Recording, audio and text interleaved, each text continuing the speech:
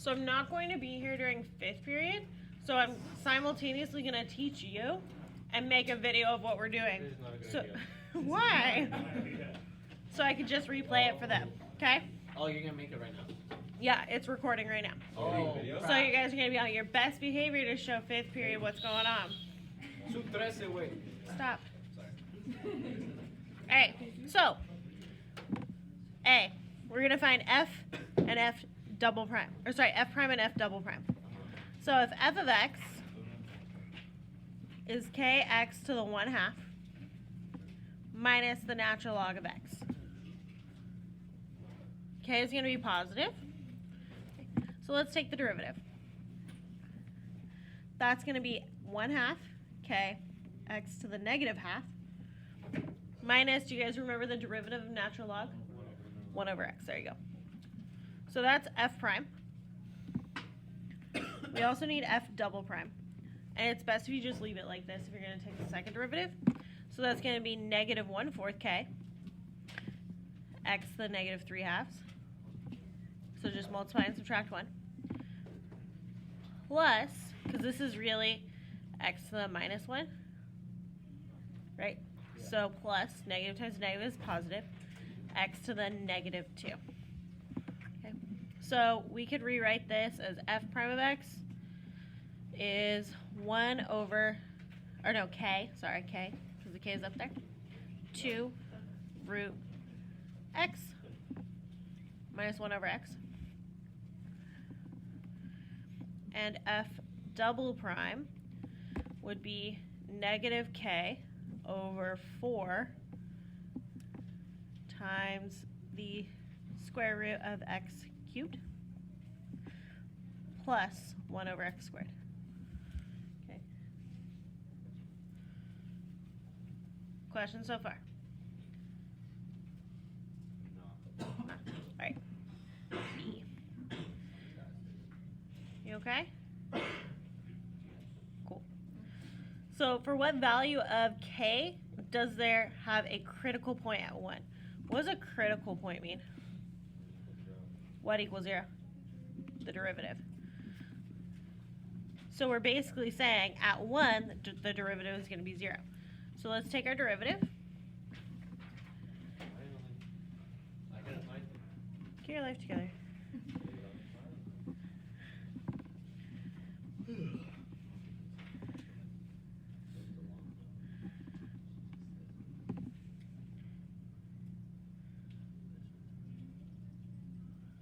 You guys see what I did?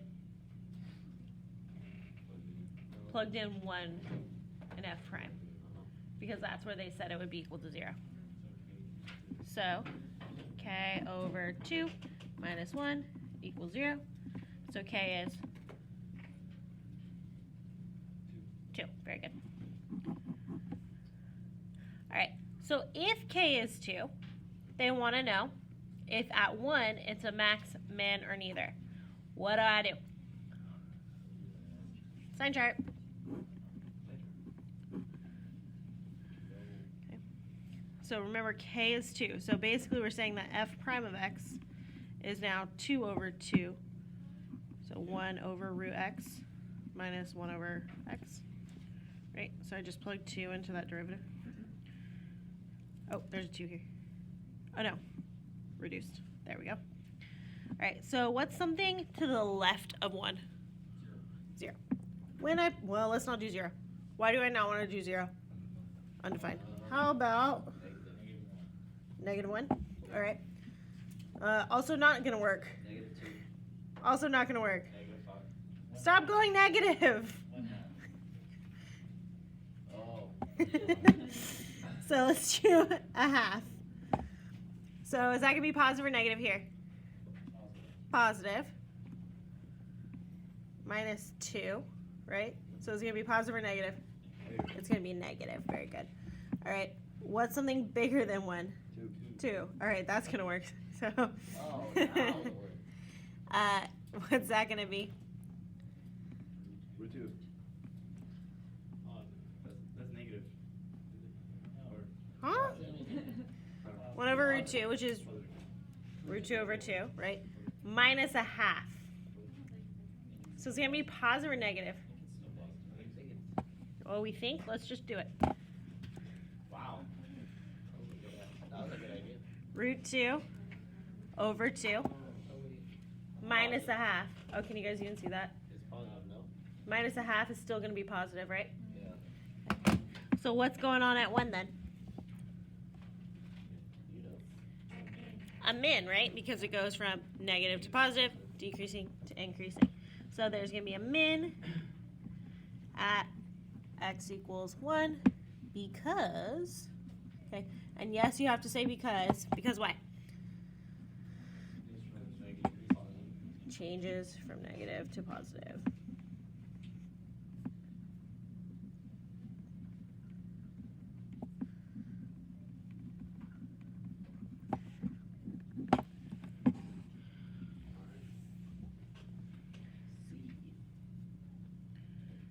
All right, now they're saying that for a certain value, there's a point of inflection on the x-axis. What the heck does that mean?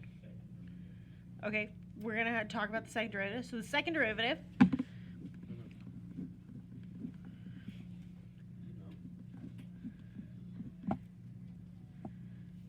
negative k over, I'm just copying it down from over here, is going to be equal to 0. All right, what does this mean? It's going to be on the x-axis.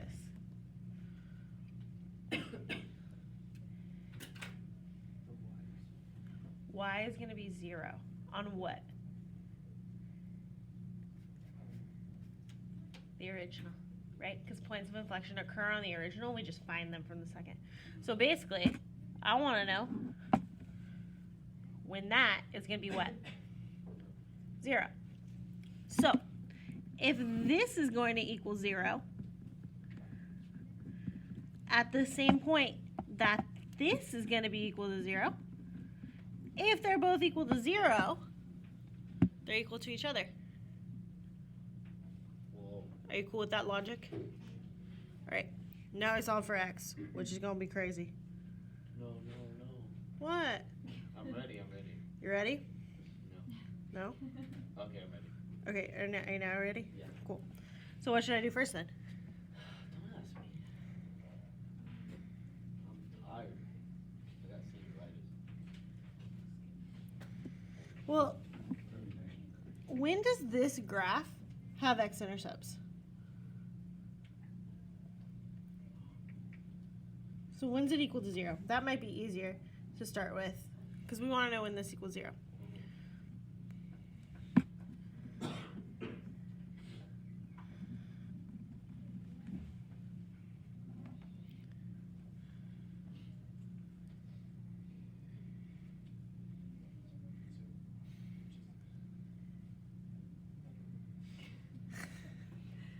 All right, this will be where we start up tomorrow, or am I seeing you guys tomorrow?